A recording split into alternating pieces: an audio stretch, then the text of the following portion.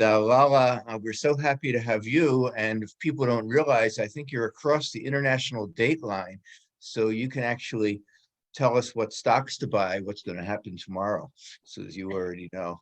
We're going to be talking about an interesting topic, and I'm going to tell you how I got started on this topic. It was because of Janet Rosenfield, a friend who gave me one day the this Haggadah, and she's on this Zoom, and when we're done, she can chat with us about where it came from. Because I think she told me I've forgotten. I want to point out, by the way, to people who've not been watching this, that we have available on our website at the San Diego Chinese Historical Museum an array of other tales of Jews and China. We had a movie, Above the Drowning Sea, which was a documentary about the 20,000 Jews that escaped World War II to Shanghai due to a diplomat, Dr. Ho, who sent basically thousands of visas. We then had Esther Schifrin, who gave this wonderful talk about 5 generations of her family. She was born in China. And then we had Marina Cunningham, who told us a completely different story about Russian Jews who moved to China from Eastern Russia after 1917, and who were then stuck and couldn't get out because Russia wouldn't let them leave. And then we had John Less, whose dad escaped World War II to Shanghai, and his dad was a graphic artist and was the head of, moved to, after Shanghai, he moved to New Jersey, where John was born, and his dad was the head of the advertising department for Bamberger's department store. And John showed us the artwork of his dad, which was enormously interesting. And so we've had a variety of other things. So I'm not going to be talking about that. And let's have the next slide here. So this is the agenda. We're going to talk about Haggadahs, the Kaifeng Hagada, the Kaifeng Jews, the Opium Wars, Jewish families in China. And then we're going to have one final Haggadah at the end. So let's have the next slide, Muting. So what is a Haggadah? So what you're looking at is a page from one of my favorite Haggadahs, and it's a book, and the book tells the story of the Jews' flight from Egypt 3,000 years ago with the 10 plagues on the Egyptians and escape and crossing the Red Sea and wandering in the desert and the like. And you're looking at an illustration of a boy reciting questions and his dad listening, and that's a large Hebrew letter. And in the little blue rectangle towards the bottom, you see people engulfed in waters in the Red Sea. And this was done by Arthur Szyk in the 1930s, a very cool guy who was a Polish artist. And he did this at the time of the advent of the Nazis. And let's have the next slide. And there's a story about the 4 sons, a traditional story about the 4 sons. One is the evil son. And because of the Nazis, he made the evil son as a German Bavarian burger, which was sort of a cute thing. And he did all sorts of other things, but the editors made him delete them. He put swastikas on all the Egyptians, and the editor said, "You can't do that." So he took them off. Let's have the next slide. People make their own Haggadahs, and the concept is to try to connect people to the story and to the idea of freedom and the idea of bondage and then freedom. And so my friend Saul Kempinski makes one every year. And this was 2022's version. And those are the colors of Ukraine, and that's Zelensky. And there's a line from Elie Wiesel. And so people do this, and they do this to try to connect the listeners to the events. How do you make things relevant? It's not easy. So let's have the next slide. So here's one that my family used. I think my wife got this years ago, the Global Justice Haggadah, Next Year in a Just World. This is made by the American Jewish World Service, and they're a group that does charitable work around the globe. So there's an endless array, and this is a lead up to the one we're going to talk about. Next slide. So, and this is a little piece of one that one of my kids brought in one year, and tortillas duras, or pan de aflicción, bread of affliction. And this is the workers' justice Seder. And at the end were these Yiddish workers' rights songs translated into English and Spanish that we sang towards the end. So everyone tries to make this relevant. So let's have the next. So the whole issue of Kaifeng is that these Haggadahs were found in Kaifeng, and they're smaller than most Haggadahs. And the reason they're smaller is because they're from China. And much of the stuff that is in the traditional American Haggadah comes from Europe, and it has additions that were added in Europe, and those are not present in the Chinese Haggadah. As a matter of fact, the Chinese community is of varying ages, and it came to China over the centuries, and we'll get to that in a minute. And it was made with a reed pen, and what this little booklet is a photographic copy of the Haggadah, which is now in a museum in Cincinnati, Ohio. And this would have been read just like it would be read elsewhere on the first evening of Passover around the world by Jews at a dinner called the Seder. Next slide. So what's the significance? Well, it does, since the Chinese community in Kaifeng of Jews has become so diffuse and so intermixed with the local Han population, that some people are wondering, is this all a myth? Did they actually exist? And is it real? And the answer is, yes, it's real. And it's probably all real, with the first wave coming shortly after the Roman Empire and the Han Dynasty. And they didn't even celebrate Hanukkah because they arrived pre-Hanukkah. And in this Haggadah, while it's written in Hebrew, it has directions on the edges that are in the Persian language, but with Hebrew letters, suggesting that the people who did this may have originally migrated from Persia. And certainly it does exist, and the community does exist. And some of you out there may have questions about this, and feel free at the end to bring this up in the chat box. I also want to just mention the subtitles. We do have Chinese subtitles which translate the English spoken word into Chinese, and they're very accurate, except when an English speaker is attempting to say something in Chinese, it gets befuddled. But beyond that, it's pretty accurate. So if we can have the next slide, please. So I'm going to talk about the Chinese Kaifeng Jewish community. And again, this all started with this Haggadah of the Chinese people that I got as a gift. I do want to point out that Americans know this, American Jews know this, but there's a coffee company in the United States that has produced Haggadahs basically every year. Maxwell House has produced Haggadahs that they distribute for free if you buy a certain amount of coffee. So it's another thing. So the Chinese Jewish community on the banks of the Yellow River. And again, the hypothesis is that there may have been several migrations. And the one migration is the Jews fleeing Roman persecution in the Han Dynasty. This is the part that I mentioned might be pre-Hanukkah. So these Jews never celebrated the holiday of Hanukkah.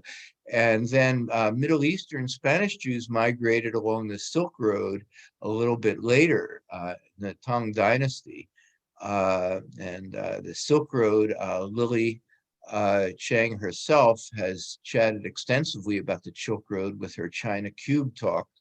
The Silk Road, which was named only in the 1870s. It's actually a new appellation by none other than the uncle of the Red Baron. Baron von Richthofen's uncle was an anthropologist and traveled all around the world. There's a mountain in Colorado called Mount Richthofen, and he coined the term Seidenstrasse, Silk Street. And so there's the origins of the community. Can we have the next slide, please? And so here's a little map, and you can see Kaifeng there, and south of the Yellow River. And it was a powerhouse at one point. During the Northern Song Dynasty, it was an economic powerhouse, and literature, art, architecture, music, all flourished in Kaifeng. But then later on, more recently, if we could have the next slide, under the PRC, they thought it would be best to move the capital of Henan province, so they moved it from Kaifeng to Zhengzhou, and so Kaifeng is now not nearly as important as it was, and so the major railroad crossings are no longer in Kaifeng, but it's an amazing history. And I had a wonderful, memorable tour of China, and it's clear that what I need to do next is I had the standard tourist tour, and my next one has to be a curated one where I'm going to actually go to certain places that I think would be cool, such as Kaifeng. And so that's in the cards for the future. If I could have the next slide, please. So on the left, you're looking at a street sign that is it's Torah Lane, North Teaching Torah Lane. And so it's actually amazing. So the fact that that these people existed is clearly not speculative. It's clearly true.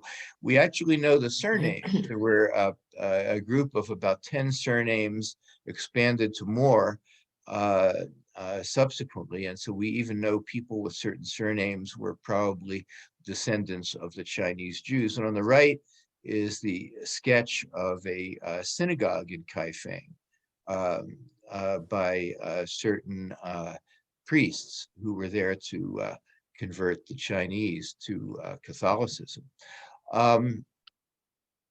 If I can have the next slide. Speaking of priests, Ignatius Loyola founded the Jesuits. The idea came to him in 1520, and in 1540, the Pope created the Society of Jesus, the Jesuits, and who've, by the way, a very interesting history themselves. And Matteo Ricci, an Italian Jesuit in 1605, then went to China, and he was very influential in China and is well known. And he met the Jewish congregation in Kaifeng, and he talked about the synagogue and their books and their physical features differing from the Chinese.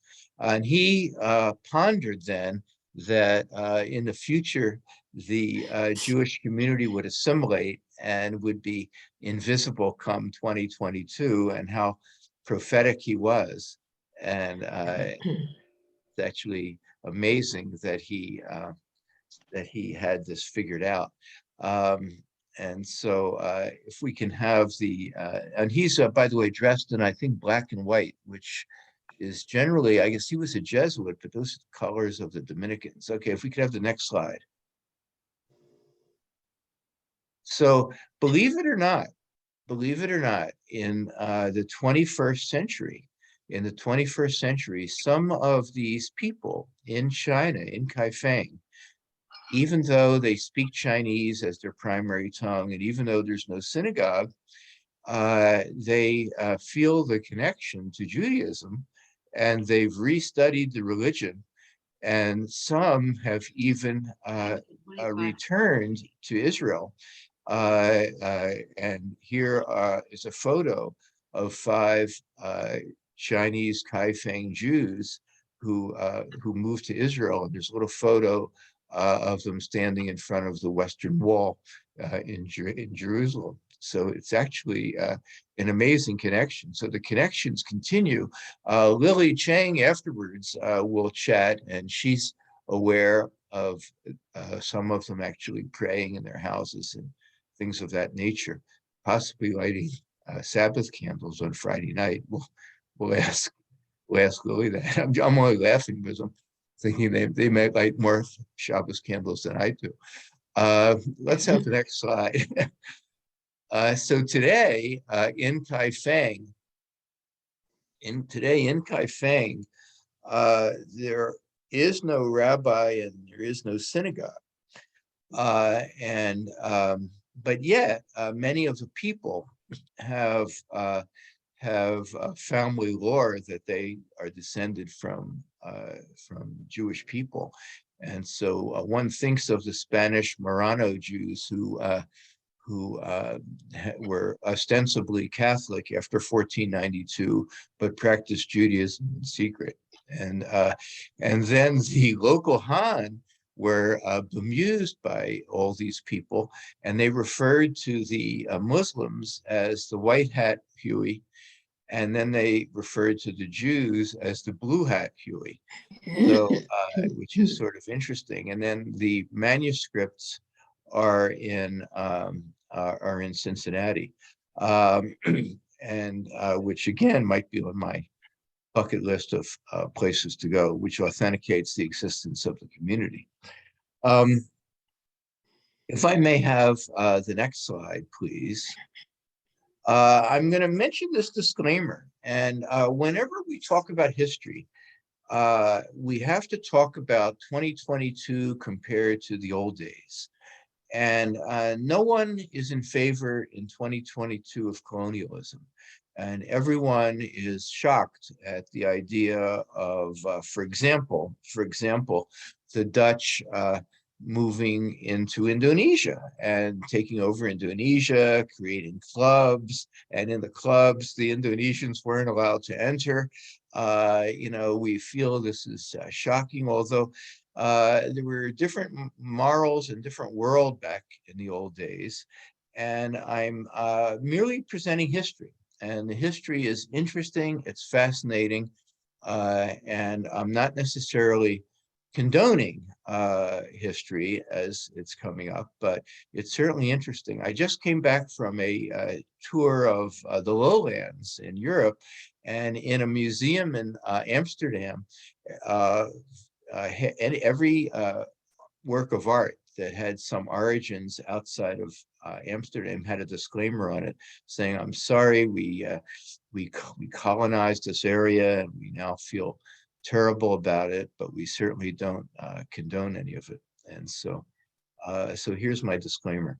So if we may move on to the next slide, the kings of Shanghai. So it turns out that the Sassoon family was one of the richest families in Baghdad. And they were merchants, they were advisors to the Ottoman Turks, who in those days governed much of the Middle East. And but then David Sassoon left Baghdad. There was a new Turkish head, and business reversed. So he moved to India, and so many of the Iraqi Jews moved eastward towards India. And so if we could have the next slide. And in India, they became traders, and they built docks in Mumbai. And the interesting thing about the docks is that served to be a jumping off place for ships to go to China. And so the Sassoon family, this is a photo of the Sassoon family, and you can see the patriarch David Sassoon wearing Middle Eastern clothing, and then you can see the kids. And the kids are David on the left, Elias, the patriarch, excuse me, David seated, I misspoke, Elias, Albert, and the guy on the right, believe it or not, is named Sassoon, David Sassoon. And you can see the kids have different levels of Western garb. And so gradually, generation by generation, they Westernized.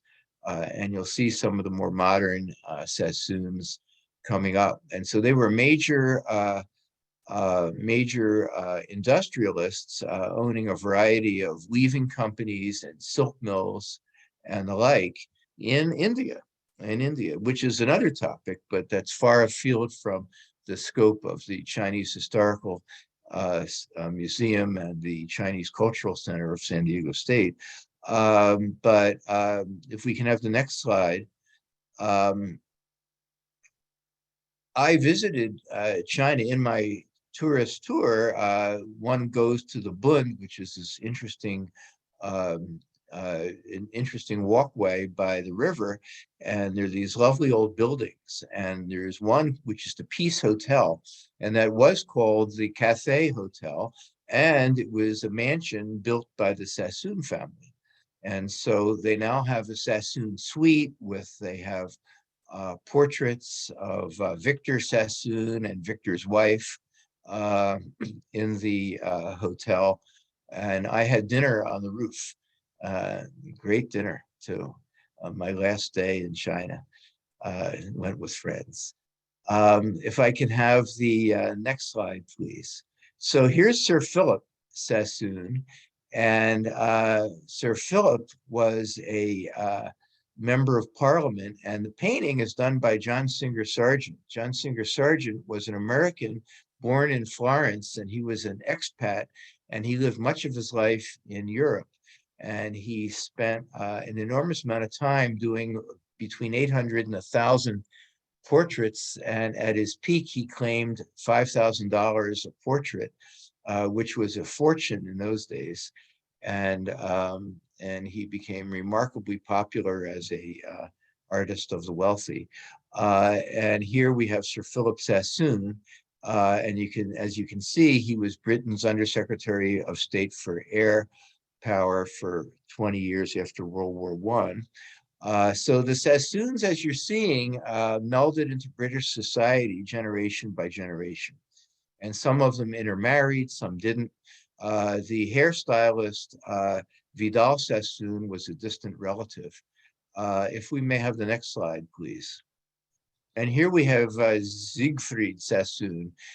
Siegfried was not German in any way on any part of him, except that his mother liked Wagner. And so she thought it would be cool to name her son Siegfried. So Siegfried was half Jewish on his father's side. And he was a World War I poet. He was actually well known in England for his poetry around the time of World War I. And he was a grandson. Remember that guy on the right with the funny name? He was the grandson of Sassoon, David Sassoon. And he was a cricketer, and he converted to Catholicism towards the end of his life. And here's a photo. And if we can have the next slide. This is the office of David Sassoon in Shanghai. And I think that this building no longer exists. It's been torn down subsequently. If we have the next slide, if I may. I want to talk about the Opium Wars. The Opium Wars are just absolutely fascinating wars, just fascinating. And if I can give you an analogy, the analogy would explain it, and your eyebrows will raise when I give you the analogy, but it's a good analogy. Here's the analogy. Imagine the American tobacco companies going to Washington and saying to the people in Washington, let's go to war. And the people in Washington say, well, okay, where do you want to go to war with? He said, Sweden, we want to go to war with Sweden. And I said, why do you want to do that? And the tobacco company said, we want to go to war with Sweden because Sweden has rules against smoking tobacco and they don't smoke much tobacco when we want to sell them cigarettes. And so let's go to war. And what we'll do is we'll defeat Sweden and then we'll have a treaty and the treaty will force them to accept our tobacco products. Well, of course, that entire scenario sounds completely far-fetched and ridiculous, and it is. I mean, it would never happen. But that is what happened with the Opium Wars. And so here we're seeing a steamship that was purchased by David Sassoon and Sons in the 1860s. If we can have the next slide. So the Chinese emperors never wanted opium. They never wanted opium. They saw it for what it was. They saw it as an addicting substance, which was not of value. And yes, a tiny amount could be used for pain control, but it would largely be a negative value. And the British were selling large amounts of opium, which was often made in India and then exported, often using the Sassoon docks in Mumbai. And but not by the Sassoons initially, not by the Sassoons. The Sassoons were not part of the trade initially, and if the Chinese emperors prohibited the sale, then it was smuggled in. And so the first Opium War was to force Chinese to accept opium and to open ports to the British and so forth and so on. And the Second Opium War was similar. And the Second Opium War, they wanted to reduce tariffs and duties and more travel and so forth. If we could have the next slide. So the first Opium War was 1839, 1842, and the company that imported the opium from India was called Jordan Matheson. And so Jordan Matheson was the British company that did all the importing. What happened was they branched out, and Jordan Matheson became much more diverse. And they sold less and less opium because they went into other fields. And so the Sassoon Company, it was a natural, they bought more and more boats and they took over and they imported it. They didn't start the Opium Wars, the British did that, but then they benefited from it. And so as Jordan Matheson left the opium business in the 1870s, the Sassoon Company took over. And but again, you heard my disclaimer, and it's just an amazing fact. And here's a painting of Chinese fighting the British in the First Opium War. Let's have a next slide, please. And again, in the Second Opium War, the emperors were again attempting to control the situation, but the British had better army and more guns and so forth and so on. And then I mentioned the American tobacco analogy just to make it clear in your mind how absurd and how awful the situation was. But this was important because certain companies thrived. And so the Sassoon family was able to expand because of this. And if we could have the next slide. The Kadoories were related by business to the Sassoons. And here you have a photo of Sir Elie Kadoorie and his sons, Lord Lawrence Kadoorie and Sir Horace Kadoorie. And so here you have them, and you'll see them all wearing British garb and having titles from England and so forth. And let's have the next slide. So yeah, here's a picture of kids in the 20th century in Hong Kong at a club that was sponsored by the Kadoories. The Kadoories were powerful in China itself, as well as in the British, at that time, colony of Hong Kong, until, of course, 1997, when it reverted to China. If I can have the next slide. Okay, so The Kadoorie family was another Sephardic family from Baghdad, and when the communists took over the mainland, they moved mainly to Hong Kong. And the Shanghai Museum, which is a wonderful museum, which I visited, it has been largely funded by the Kadoorie family. And they also donated money for water supply to villages. And they own, believe it or not, they're partial owners of China Light and Power, which is the power company in Hong Kong. And they own the Peninsula Hotel. So the Kadoorie family, they all have current current status, and they have different degrees of wealth and different degrees of of um, of power nowadays. But they're just very, very interesting stories. If I could have the next slide, please. This is Marble Hall, and Marble Hall is a site, and it's in Shanghai, and it's a site, and this is a mansion that was built and rebuilt by the Kadoories. And it's so called because, guess what? It's filled with marble. Now, if you look at this picture, you say, well, this is a modern picture, and I'm wondering if the Kadoories still own it. Are they still living there? And the answer is, I've got a picture, and the answer you're going to find out in a minute. Let's have the next slide. So Ellie Kadoorie moved to Shanghai as a youth to work for the Sassoons. And then he branched out, and he branched out as a businessman in real estate and banking, rubber plantations, and so forth and so on. He also decided to build this building as a Jewish club. And so there was a fire, and he then expanded it and hired different contractors and expanded it. And Muting, if you could bring the text up a little bit, there's a line that's cut off, I think. But if you can't, that's okay. There you go, club. Okay, so thank you, Muting. So he expanded it to the tune of 150 tons of marble, and then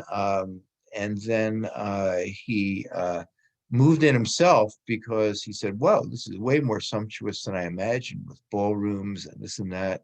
So he moved in himself, and he actually lived in his family. His wife died in a fire. There are questions and things from people. And I'm just going to mention that we could stop and answer them one by one, but what we'll do is we have Elizabeth Cheney, who is going to be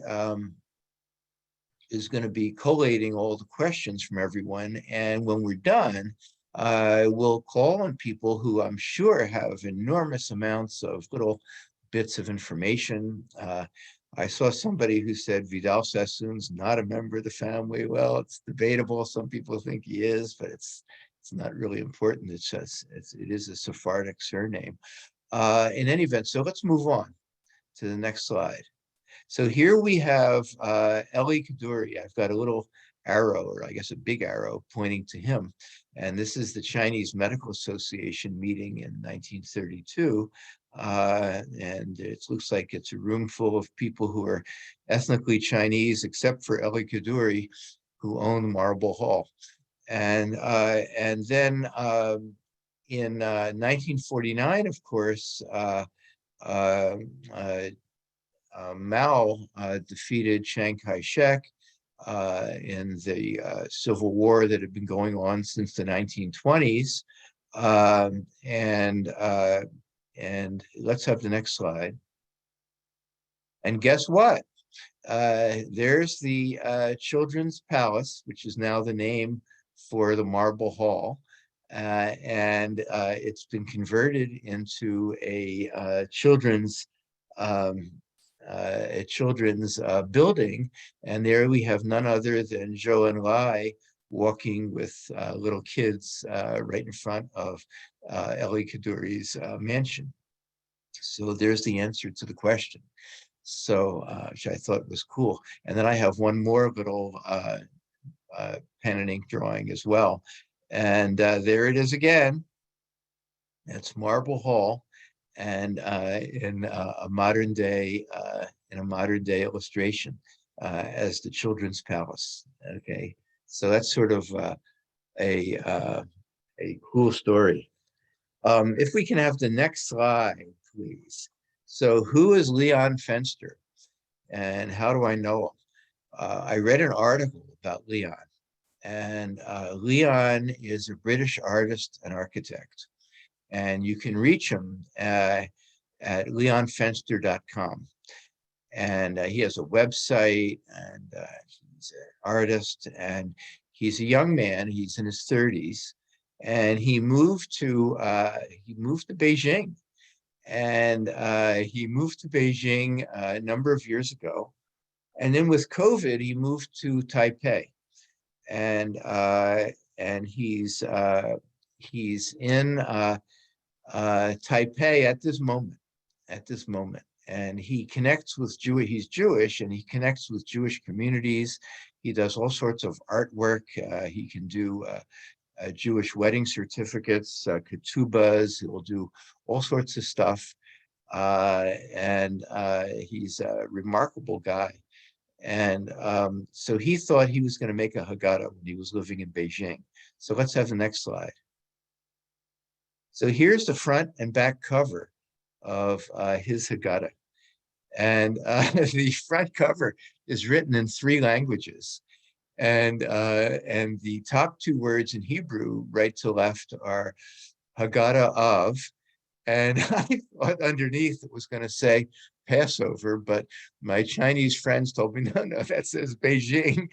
So it's the Haggadah of Beijing, and the Beijing Haggadah created by Leon Fster.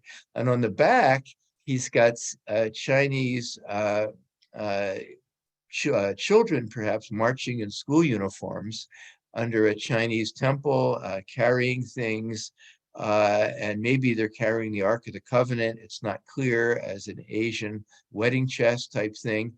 And he's taken Hebrew and he's turned it. Hebrew is read from right to left horizontally.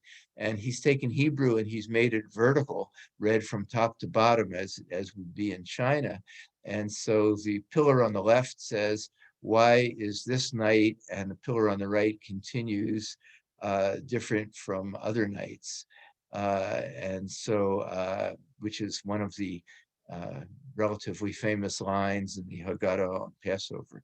So he's tried to combine Chinese and Confucian culture with Jewish motifs as well into one. And he's done, I think, a cool job. And he's got, with that structure on the left, which looks like some sort of space capsule, and on it is written the Hebrew word for truth. So let's have the next slide. And so remember what Arthur Szyk did with his 1930s Haggadah? He made the evil son a German Bavarian. Which is certainly not fair, but the times were very difficult back then. Leon used Beijing opera masks for the 4 kids: the wise child, the evil child, the simple child, and the child who knows not how to ask. And so you're looking at these China opera masks. So people who were skilled or knowledgeable in Beijing opera would be able to identify these various masks.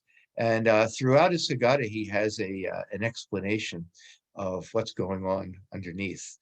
He has a little running commentary about what he's doing, what he's up to, in case you're not able to understand it. And this is one of my better purchases, is Haggadah. If I could have the next slide, please. And so here's 2 more pages. And so in the Seder for for Passover, the concept is telling the story from the older generation to the younger generation and trying to keep everybody hooked. And so the question of how to get you hooked is difficult.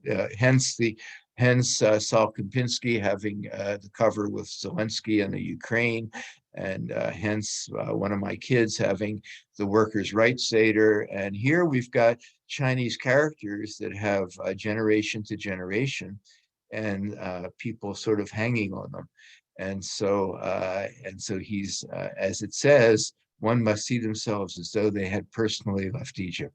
So he's done a good job, don't you think? Let's have the next one. And then to cap it off, there's a plate that has ceremonial foods that one puts in the middle of the table during the Seder. And he envisions the ceremonial foods as a Chinese hot pot.